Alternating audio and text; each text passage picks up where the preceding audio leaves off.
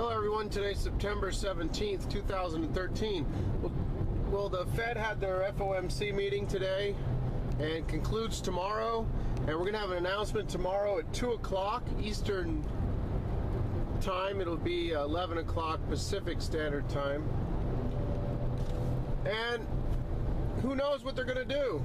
I mean, we could have a $45 billion Treasury purchasing program. We could have that switch to a 35, and then the 40 buying mortgage-backed securities could go up to 50. We could have, a $10 billion a month reduction announced, which is the consensus. I think 85% are expecting for tapering to happen. Now, there could be no tapering at all, just a mix-up of what's going on. We could even have an additional amount of QE announced, which would just make the markets go crazy. No tapering at all may make the markets go crazy. I think that Ben's actually going to do a small tapering just for now to reinsure everybody and make them feel good about the big recovery we have going on, because we're in recovery mode, and he wants everyone to believe that so they can continue to go out there and spend and keep the gears of the economy well oiled. But he's the one who's been oiling all the gears with his $85 billion a month printed out of thin air. And I was reading an article, and I was seeing how they were trying to explain how they're just shifting money from here to here, and they're not printing. The people that say that they're printing money are full of nonsense. Well, I'm going to put a link below of a video that I did. It was interesting listening to it 3 years later. I did it in 2010, where Bernanke admits to printing money on the show that he was on. So I'm going to put a link to that below. And we have this incredible situation where there's a race to debase amongst all the countries, and we've never had all the central banks printing at the same time.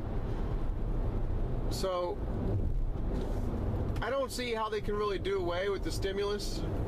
That's what's keeping everything alive. But we don't have a recovery, which is what's being tossed around. There's no recovery. I mean, if we were having a recovery, then just stop printing money altogether. Let's see some huge GDP growth. Let's see everyone back to work. That's not what we're seeing, everybody. We're just seeing the pedal down all the way. I mean, he's talking about letting up on the pedal a little bit. The pedal is down, and they're just printing money. We got huge food lines, everyone.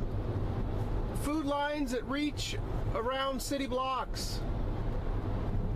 But you don't see them. You don't see them like you did in the Great Depression. They didn't have EBT cards back in the Great Depression. I mean, there's even one rapper, she was glorifying EBT cards, saying, "Swipe yo EBT, it's free. Swipe yo EBT." So, I mean, everything is free for certain people. Well, it's not free for you and I. I mean, you could be on food stamps watching this video, but I hope you don't have that mentality. If the economy was really recovering, we should be doing better than we were back in 1989. The reason I use that date is because I just read an article about how the median household income is less than it was 25 years ago. Adjusted for inflation in 2012 dollars, the average family is making less than what it was back in 1989. That's not the situation you have when things are going good. Things are not going good. They're just barely holding things together. And tomorrow's going to be quite interesting, everybody. I'm also going to put another link below that's going to take you to a list of 25 facts that I thought was a good list and enjoyed reading, and I think it's good information for anybody. If you want to pass that along, there'll be a link to that. The number one fact on that sheet is that the greatest period of economic growth in this country was when we didn't have a central bank prior to 1913. And don't think a lot of people know that. They think we need the Fed to help stabilize the dollar and, you know, to create full employment and all this other crap. No, we don't need the Fed. We can't just do away with it overnight, but we definitely don't need it. So, anyhow, that's about it. I just wanted to talk about the tapering a little bit. I mean, it doesn't really matter. I imagine they're going to announce QE4 at some point. I've been saying that ever since QE1. I've been doing videos about we're going to have QE2 and 3. They can't do anything else but print money. There's no way around it now. We're so far in. We're so far into uncharted waters. There ain't no finding the way home.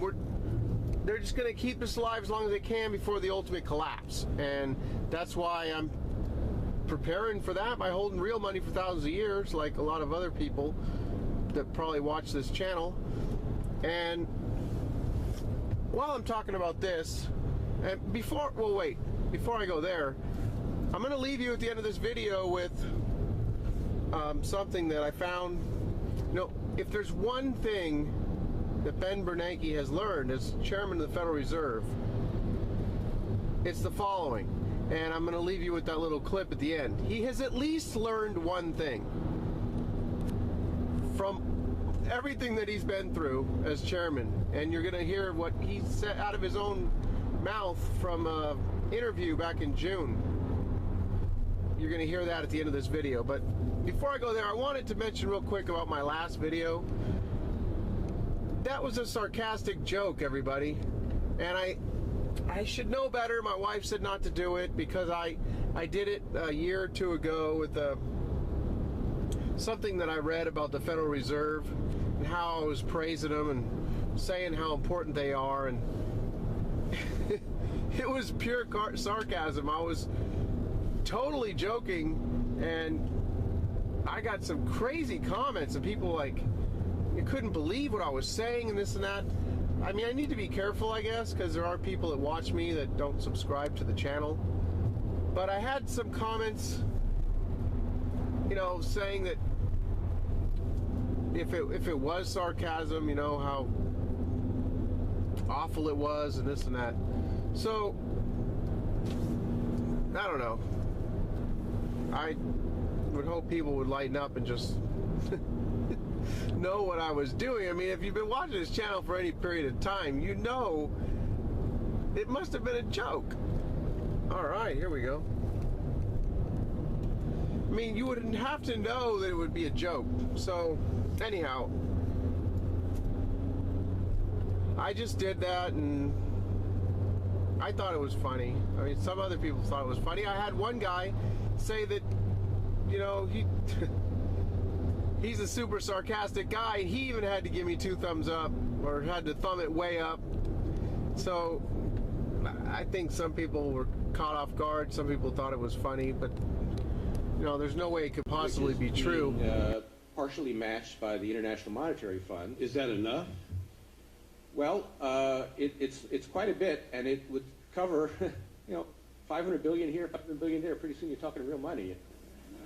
Not to what we've been spending That's the right. last couple of years. Well, it's a lot of money.